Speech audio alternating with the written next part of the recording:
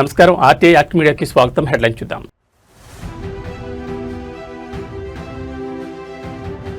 నంద్యాలలో ఏపీ ప్రభుత్వం మెగా సంక్షేమ యజ్ఞం.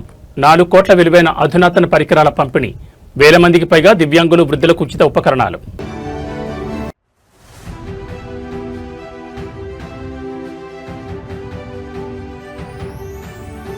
మంత్రి నారా లోకేష్ బ్రాహ్మణి దంపతుల శివార్చన.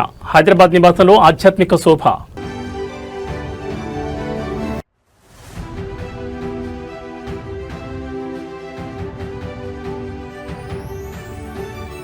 వరంగల్ వెళ్లనున్న జనసేనాని పవన్ కళ్యాణ్. మృత్యుతో పోరాడుతున్న చిన్నారి నిరంజన్ పరామర్శ.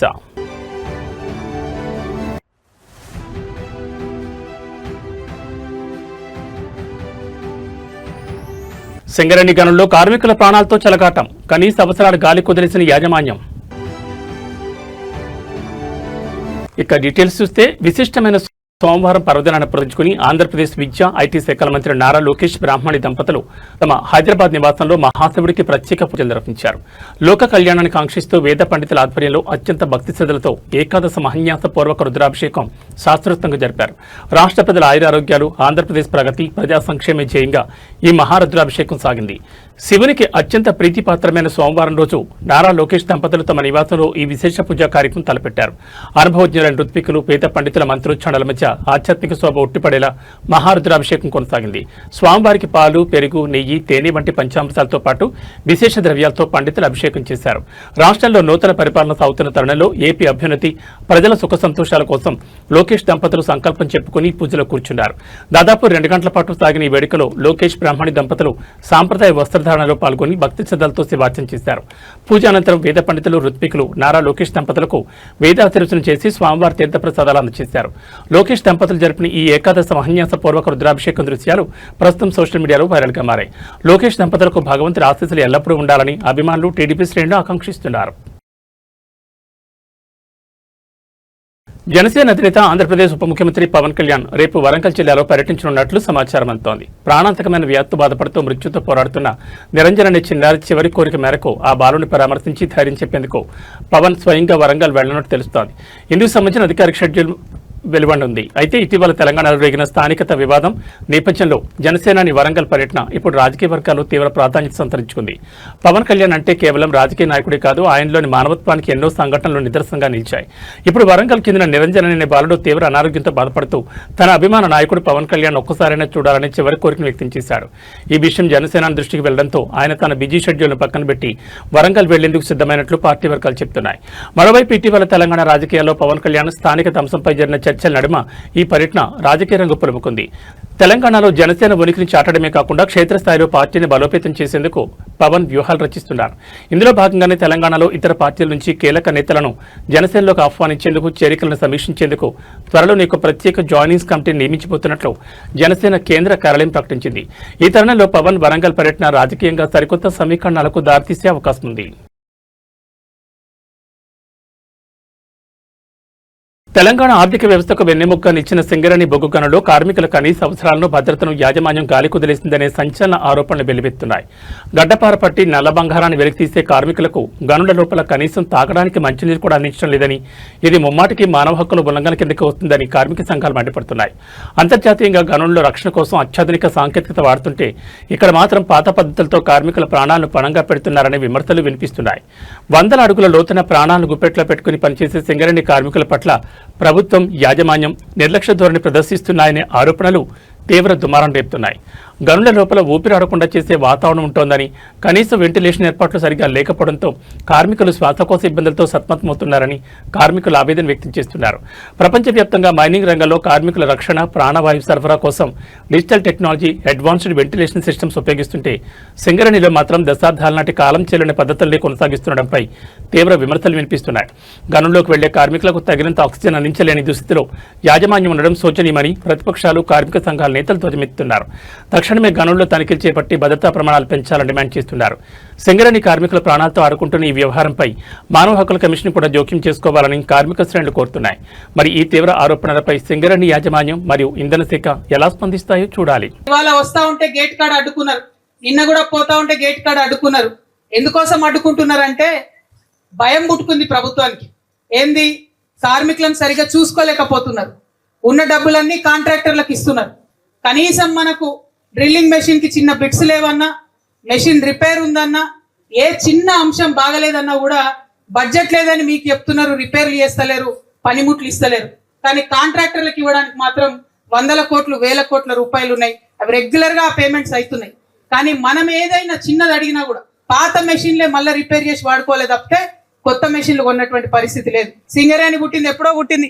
ఆనాడు ఎప్పుడో మైన్ లోపలికి గాలి వంచేటటువంటి ఆక్సిజన్ మెషిన్ వచ్చింది.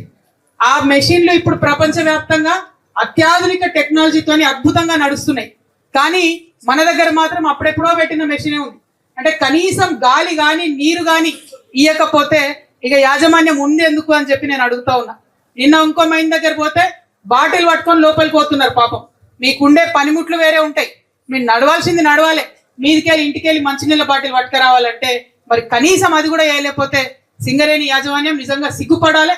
ఇక్కడ ఉండేటటువంటి ఆఫీసర్స్ అందరికి కూడా నేను హెచ్చరిక చేస్తా ఉన్నా, ఇది మానవ హక్కుల ఉల్లంఘన, కార్మికులదే కాదు, ఇది మానవ హక్కుల ఉల్లంఘన. డెఫినెట్ గా డ్రింకింగ్ వాటర్ బాగుండాలి, ఆక్సిజన్ కరెక్ట్ గా ఉండాలి. ముందు కార్మికులు ఆరోగ్యంగా ఉంటేనే ప్రొడక్షన్ వస్తుంది. కాబట్టి ఆ విషయం మీద యాజమాన్యం దృష్టి పెట్టాలని చెప్పి నేను డిమాండ్ చేస్తా ఉన్నా. తెలంగాణలో బాలికల భవిష్యత్తుకు భరోసా కల్పిస్తూ సమాజానికి పట్టిన బాల్య వివాహాలనే మహమ్మారిని క్షేత్రస్థాయి నుంచి తుడిచిపెట్టేందుకు రాష్ట్ర మహిళా శిశు సంక్షేమ శాఖ ఒక చారిత్రాత్మక అడుగు వేసింది. బాల్య వివాహం బతుకు ఆగో అనే నినాదంతో రాష్ట్ర వ్యాప్త పోరాటానికి శ్రీకారం చుట్టింది. 2 దశాబ్దాలుగా బాలికల సాధికారత కోసం అద్భుతంగా పనిచేస్తున్న తరుణి స్వచ్ఛంద సంస్థతో ప్రభుత్వం అవగాహన ఒప్పందం కుదుర్చుకుంది. నిన్న సచివాలయంలో మంత్రి సీతక్క సమక్షంలో ఈ హైప్రొఫైల్ ఒప్పందం జరిగింది. బాల్య వివాహాల కారణంగా బాలికల చదువుకు దూరవడమే కాకుండా మైనర్ గర్భధారణల వల్ల తీవ్ర ఆరోగ్య సమస్యలు ఎదుర్కొని ప్రాణాలకే ముప్పొస్తోందని మంత్రి సీతక్క ఆవేదన వ్యక్తం చేశారు. ఇది కేవలం ఒక కుటుంబ సమస్య కాదు, సమాజమంతా కలిసి పోరాడాల్సిన సామాజిక సమస్య అని స్పష్టం చేశారు. ఈ చారిత్రాత్మక ఒప్పందంలో భాగంగా ప్రభుత్వం మరియు తరుణి సంస్థ కలిసి అంగన్వాడీ సిబ్బంది, సూపర్వైజర్లు, సిడిపిఓలకు ప్రత్యేక సాంకేతిక శిక్షణ ఇవ్వనున్నారు. గ్రామీణ ప్రాంతాల్లో బాల్య వివాహాల దుష్పరిణామాలపై సోషల్ మీడియా మరియు డిజిటల్ నెట్వర్క్ల ద్వారా హోరెత్తించేలా ప్రణాళికలు సిద్ధం చేశారు. ఈ ప్రతిష్టాత్మక కార్యక్రమంలో మహిళా శిశు సంక్షేమ శాఖ సెక్రటరీ అనితా రామచంద్రన్, డైరెక్టర్ శృతి ఓజు, తరుణి సంస్థ వ్యవస్థాపకులు మమతా రఘువీర్ పాల్గొన్నారు. ప్రతి బాలిక తన కలలను నిజం చేసుకునే సురక్షిత వాతావరణాన్ని కల్పించడానికి సమాజంలోని ప్రతి ఒక్కరూ బాధ్యతగా ముందుకు రావాలని మంత్రి పిలుపునిచ్చారు. ప్రభుత్వ అధికార యంత్రాంగం, క్షేత్రస్థాయి స్వచ్ఛంద సంస్థల అనుభవం కలిసికట్టుగా పనిచేయబోతుండటంతో తెలంగాణలో బాల్య వివాహాల వ్యవస్థపై గట్టి దెబ్బ పడనుందని విశ్లేషకులు భావిస్తున్నారు. ఇకపై ఎక్కడ బాల్య వివాహం జరిగినా కఠిన చర్యలు తప్పవని అధికారులు హెచ్చరిస్తున్నారు.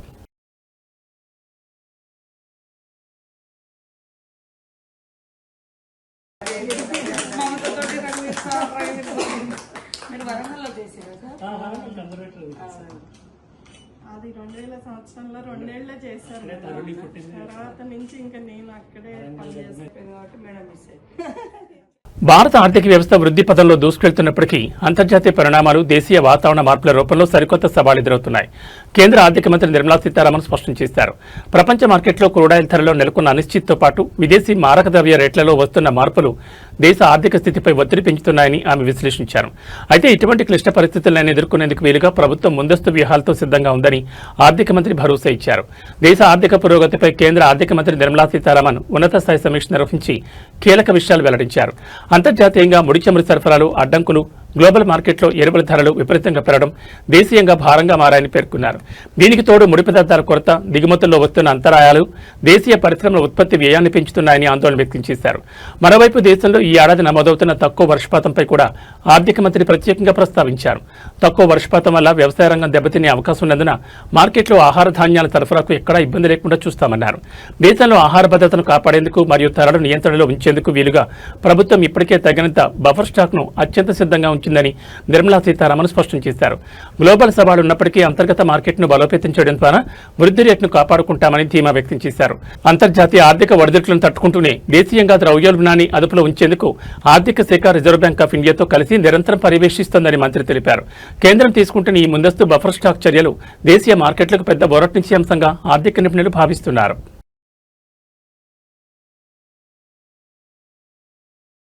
సమాజంలో వెనుకబడిన వర్గాలకు ముఖ్యంగా దివ్యాంగులు మరియు వృద్ధులకు భరోసా కల్పిస్తూ ఆంధ్రప్రదేశ్ ప్రభుత్వం మరో అద్భుతమైన కార్యక్రమానికి శ్రీకారం చుట్టింది.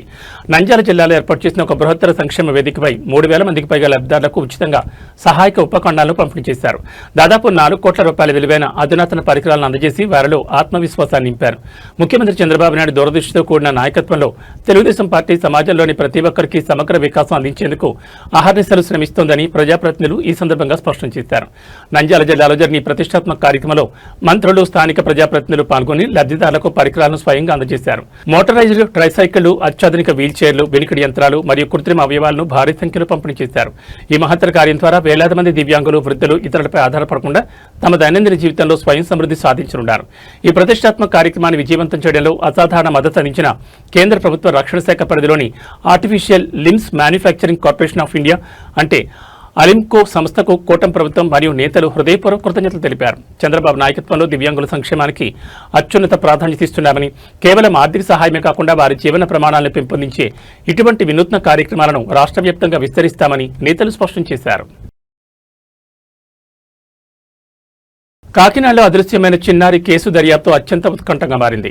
పాప అదృశ్యమై ఇన్ని రోజులవుతున్నా ఎలాంటి ఆచూకీ లభించకపోవడంతో స్థానికంగా తీవ్ర ఆందోళన నెలకొంది. ఈ కేసుకు సంబంధించి జిల్లా ఎస్పీ బిందు మాధవ్ కీలక విషయాలను మీడియాతో పంచుకున్నారు. కిడ్నాప్ జరిగి ఉండకపోవచ్చని, చిన్నారిని అటవీ మృగాలు లాక్కెళ్లుంటాయని పోలీసులు బలంగా అనుమానిస్తున్నారు. థర్మల్ డ్రోన్ల సాయంతో గాలింపు చర్యలు చేపట్టినప్పటికీ ఇప్పటి వరకు ఎలాంటి స్పష్టమైన ఆధారాలు దొరకలేదని ఎస్పీ వెల్లడించారు. చిన్నారి అదృశ్యం వెనుక అనేక అనుమానాలు వ్యక్తమవుతున్న నేపథ్యంలో ఎస్పీ బిందు మాధవ్ దర్యాప్తు పురోగతిని వివరించారు.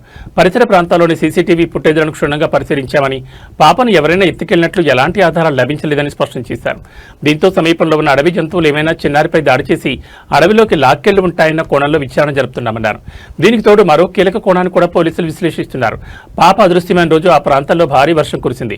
అది ఎగుడు దిగుడుగా ఉండే కొండ ప్రాంతం కావడంతో వర్షపు వరద నీటి దాటికి చిన్నారి కాలు జారి కింద కొట్టుకుపోయిందా అనే అనుమానాలు కూడా వ్యక్తం చేస్తున్నారు.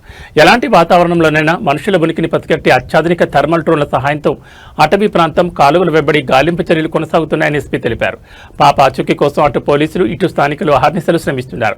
ఏది ఏమైనా పసి ప్రాణం క్షేమంగా తిరిగి తల్లిదండ్రుల చెంతకు చేరుకోవాలని అందరూ కోరుకుంటున్నారు. ప్లాన్డ్ అబ్డక్షన్ అనేది అవకాశం లేదు. పాప అంతటా పాప నడిచి వెళ్ళటం చూశారు కాబట్టి, అందరూ ఐ విట్నెస్లు ఉన్నారు కాబట్టి, పాసర్ బై ఎవరైనా తీసుకెళ్లారా అనేది కూడా ఎలిమినేట్ చేయట్లేదు. పాసర్ బై ఎవరైనా తీసుకెళ్తుంటే అది టెక్నికల్ అనాలిసిస్ తో వెరిఫై చేయడానికి ట్రై చేస్తున్నాం. సీసీ ఫుటేజ్ తీసుకున్నాము, ఐపీడీఆర్ తీసుకున్నాము, టవర్ డంపులు తీసుకున్నాము. ఇవన్నీ అనాలిసిస్ ఇస్ ప్యారలీ గోయింగ్ ఆన్. ఖచ్చితంగా అండి, అడవి జంతువుల వల్ల కూడా ప్రమాదం ఉండే అవకాశం ఉంది. చిన్న పాప కాబట్టి, షీ వెయిస్ వెరీ లిటిల్ కాబట్టి ఏదన్నా వైల్డ్ యానిమల్ లాక్కొని వెళ్ళే అవకాశం ఉంది. దానికోసమే ఫారెస్ట్ డిపార్ట్మెంట్ ని రిక్వెస్ట్ చేసి వాళ్ళని కూడా రోపిన్ చేయడం జరిగింది. డ్రోన్ సెర్చ్ కంటిన్యూ అవుతుంది ఆ యాంగిల్ లో.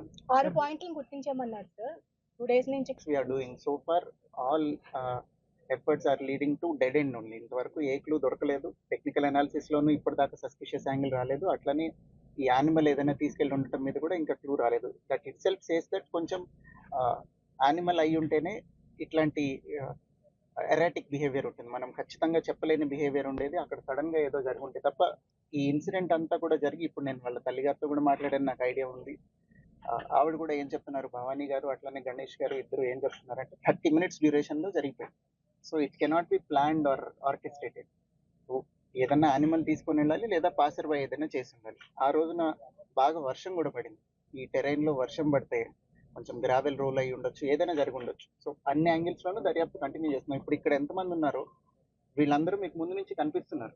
ఇవాళ వచ్చిన వాళ్ళు కాదు కదా వీళ్ళందరూ కంటిన్యూస్ గా 24/7 ఏ నిమిషం అయితే కంప్లైంట్ వచ్చిందో అప్పటి నుంచి, because it is a small kid, ఆహారం లేక చనిపోకూడదు. ఒకవేళ ఎక్కడైనా తప్పిపోయి ఇక్కడిక్కడే ఉండి ఆహారం లేక చనిపోతే అది చాలా బాధాకరమైన విషయం అని అప్పటి నుంచే చాలా ఎఫర్ట్స్ పెట్టడం జరిగింది. సో అన్ని యాంగిల్స్ ఇంకా పర్సూ చేస్తున్నాము. Both technical analysis and search will go on. ఈ కేసులో కీలకమైనది కుక్క.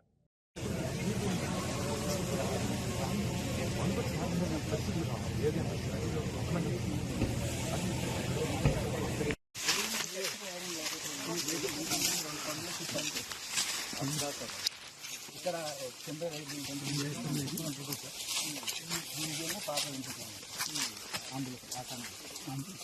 Sorry sir.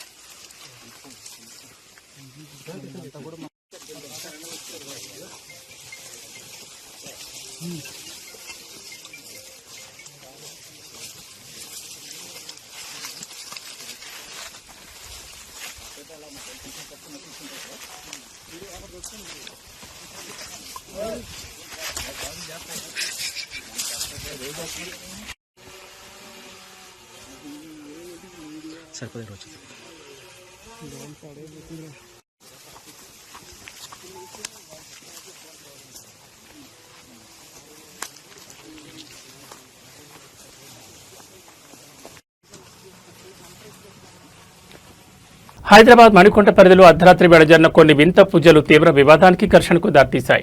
మణికొండ శివాజీ నగర్లో అమావాస్య రోజున ఒక ఇల్లే వేదికగా జరిగిన ప్రత్యేక పూజలపై చుట్టుపక్కల వారు తీవ్ర అభ్యంతరం వ్యక్తం చేశారు. ఇంటి ముందు నిమ్మకాయలు, కుంకుమ, పసుపు చల్లి భయానక వాతావరణం సృష్టించారని స్థానికులు ఆరోపించారు. ఈ క్రమంలో సదరు కుటుంబాన్ని ప్రశ్నించినందుకు రెండు వర్గాల మధ్య పెద్ద ఎత్తున వాగ్వాదం చోటు చేసుకుంది. అది కాస్త భౌతిక దాడికి దారితీయడంతో ఓ మహిళ ఎదురింటి వారి కళ్లలో కారం చల్లింది. మణికొండ శివాజీ నగర్లోని ఓ ఇంట్లో అమావాస్య రోజున అర్ధరాత్రి వేళ ప్రత్యేక పూజలు నిర్వహించారు. అయితే ఆ ఇంటి ముఖద్వారం వద్ద నడి రోడ్డుపై నిమ్మకాయలు, పసుపు, కుంకుమ చల్లడంతో స్థానికులు అది క్షుద్ర పూజలని భావించి తీవ్ర భయాందోళనకు గురయ్యారు. దీనిపై చుట్టుపక్కల వారు సదరు కుటుంబాన్ని నిలదీగా ఇరు వర్గాల మధ్య మాటా పెరిగి పెద్ద ఘర్షణగా మారింది. ఈ క్రమంలో తీవ్ర ఆగ్రహానికి గురైన పూజలు చేసిన కుటుంబానికి చెందిన ఒక మహిళ అమాంతం ఎదురింటి వారి కళ్లలో కారం చల్లినట్లు ఆరోపణలు వచ్చాయి.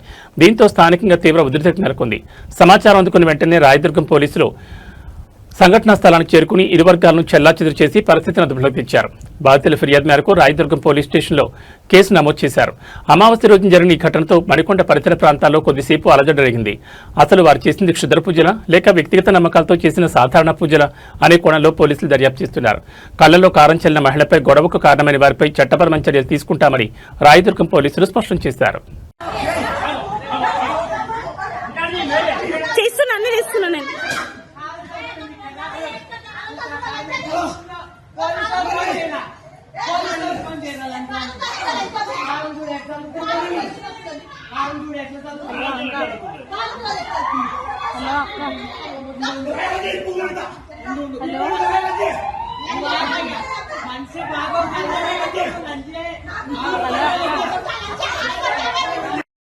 విద్యార్థుల ఉజ్వల భవిష్యత్తు మరియు ఆరోగ్యం విజయంగా రాష్ట్ర వ్యాప్తంగా సరికొత్త పథకానికి శ్రీకారం చుట్టింది ప్రభుత్వం.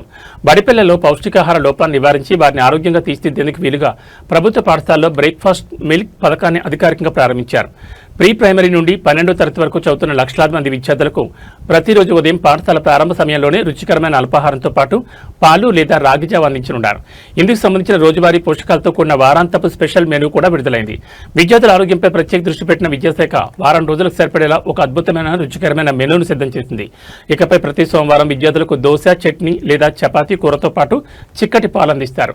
మంగళవారం రోజున చిరుధాన్యాలతో చేసిన మిల్లెట్ ఇడ్లీ, సాంబార్తో పాటు బలాన్నిచ్చే రాగి జావ ఇస్తారు. బుధవారం పిల్లలకు ఇష్టమైన పూరి, ఆలు కుర్మాలతో పాటు పాలు సరఫరా చేస్తారు. అలాగే గురువారం మళ్లీ మిల్లెట్ ఇడ్లీ, సాంబార్ మరియు రాగి జావ, శుక్రవారం రోజున వేడివేడి మిల్లెట్ ఉప్మా లేదా పొంగల్ చట్నీతో పాటు పాలు అందిస్తారు. ఇక వారం చివరి రోజున శనివారం నాడు కరకరలాడే 2 బోండాలు చట్నీతో పాటు రాగి జావను మెనూలు చేర్చారు.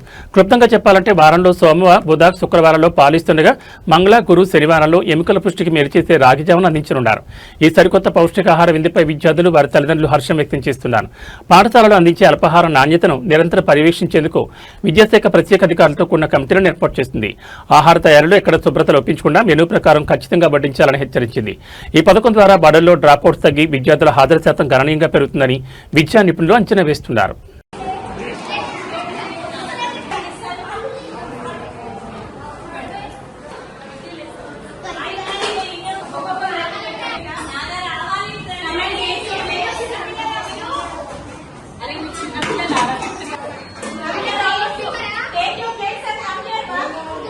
అయోధ్య రామ మందిరానికి భక్తులు సమర్పించిన కోట్ల రూపాయల విరాళాల నిధులు దారి మళ్లాయనే ఆరోపణలు ఇప్పుడు రాజకీయంగా, సామాజికంగా తీవ్ర దుమారం రేపుతున్నాయి. విరాళాల లెక్కింపు సిబ్బంది అక్రమాలకు పాల్పడ్డారంటూ స్థానిక బీజేపీ నేతలతో పాటు ప్రతిపక్షాలు పెద్ద ఎత్తున విమర్శలు గుప్పిస్తున్నాయి. ఈ వ్యవహారంపై బీజేపీ మాజీ ఎంపీ బ్రిజ్భూషణ్ శరణ్ సింగ్ చేసిన వ్యాఖ్యలు మరింత ఆజ్యం పోశాయి. ఈ నేపథ్యంలో శ్రీరామ జన్మభూమి తీర్థక్షేత్ర ట్రస్ట్ అభ్యర్థన మేరకు ఉత్తరప్రదేశ్ ముఖ్యమంత్రి యోగి ఆదిత్యనాథ్ ఉన్నత స్థాయి త్రిసభ్య ప్రత్యేక దర్యాప్తు బృందాన్ని ఏర్పాటు చేశారు.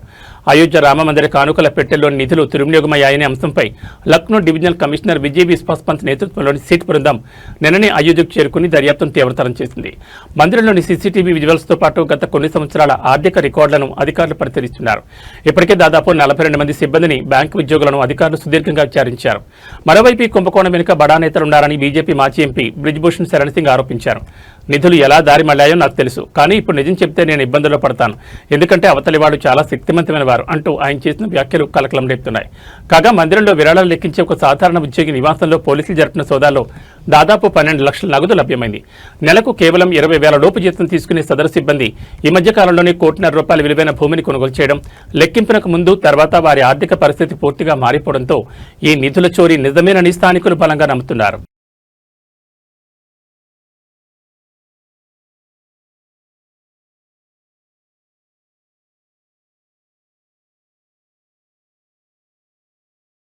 బంగారం, వెండి కొనుగోలు చేయాలనుకునే వారికి ఇది నిజంగా ఊరటనిచ్చే వార్త. గత కొన్ని రోజులుగా ఆకాశమే హద్దుగా దూసుకెళ్తున్న పసిడి ధరలు హైదరాబాద్ బులియన్ మార్కెట్లో ఇవాళ ఒక్కసారిగా కిందకు దిగి వచ్చాయి. అటు అంతర్జాతీయ మార్కెట్ ప్రభావంతో ఇటు స్థానిక మార్కెట్లో వెండి ధర భారీగా పతనమైంది. కేజీ వెండిపై ఏకంగా ₹5,000 తగ్గడంతో కొనుగోలుదారులు హర్షం వ్యక్తం చేస్తున్నారు. దీంతో పాటు వివాహాది శుభకార్యాల సీజన్లో 22 మరియు 24 క్యారెట్ల బంగారం ధరలు కూడా స్వల్పంగా తగ్గుముఖం పట్టాయి. హైదరాబాద్ బులియన్ మార్కెట్ తాజా గణాంకాల ప్రకారం పెట్టుబడులకు అనుకూలమైన 10 గ్రాముల 24 క్యారెట్ల మేలిమి బంగారం ధర ₹160 పతనమై ₹151,370 వద్ద కొనసాగుతోంది. ఇక సాధారణ ఆభరణాల తయారీకి వినియోగించే 10 గ్రాముల 22 క్యారెట్ల బంగారం ధర కూడా ₹150 మేర తగ్గి ₹138,750 వద్ద పలుకుతోంది. మరోవైపు వెండి ధరలో అత్యంత భారీ వ్యత్యాసం కనిపించింది. కేజీ సిల్వర్ రేట్ ఏకంగా ₹5,000 మేర భారీగా పతనం కావడంతో ప్రస్తుతం మార్కెట్లో అది ₹2,75,000 వద్ద స్థిరపడింది. అంతర్జాతీయంగా డాలర్ ఇండెక్స్ లో వస్తున్న మార్పులు, ఫెడ్ రిజర్వ్ నిర్ణయాల నేపథ్యంలోనే ఈ ధరల తగ్గుదల చోటు చేసుకుందని మార్కెట్ నిపుణులు విశ్లేషిస్తున్నారు. అయితే తెలుగు రాష్ట్రాల్లోని వివిధ నగరాలు, ప్రాంతాలను బట్టి స్థానిక పన్నులు మరియు మేకింగ్ ఛార్జీల రూపంలో ఈ ధరల్లో స్వల్ప మార్పులుండే అవకాశం ఉంది. ధరలు స్వల్పంగా తగ్గడంతో నగరంలోని ప్రముఖ జ్యువెలరీ షోరూంలలో కొనుగోలుదారుల సందడి కొద్దిగా పెరిగింది. రాబోయే రోజుల్లో గ్లోబల్ మార్కెట్ స్థిరంగా ఉంటే ధరలు మరింత దిగొచ్చే ఛాన్స్ ఉందంటున్నారు బులియన్ విశ్లేషకులు.